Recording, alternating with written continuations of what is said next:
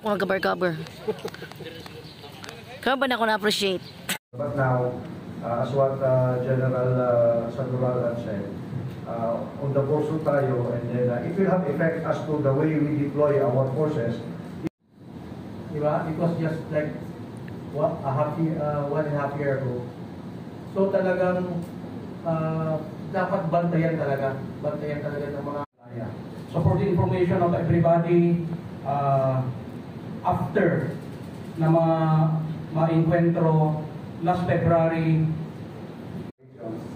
na ginagawa ng buong Portal TV sa Sierra Norte Mindanao, kasi sa amin sa Karagawa. Ang maganda through you, ma-release natin sila. Pare-pareho yung ating mga objectives sa ko kanina. We want to serve the communities, we want to serve the, also want to serve the people. But in some other ways, sama-sama tayo, tulungan. And I also call on the families, i-release nila yung mga relatives nila, yung husband, wives, children, nieces. Kasi sabi ko nga, nakita ko na to, 80% surrender, 20% direct action ng mga deforestation. It's up to you kung saan mo gusto makabilang doon.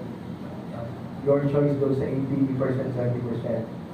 Sa ating namang mga local chief executives, mga LGUs, thank you sa pagtulong kasi nakakatulong sila not only by convincing doon yung mga naiwan pa, but also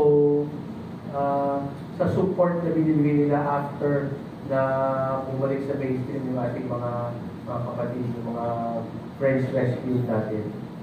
And lastly, I would like to thank all of you, our media friends, for taking time out to be here. Bye-bye nga po sa kanan.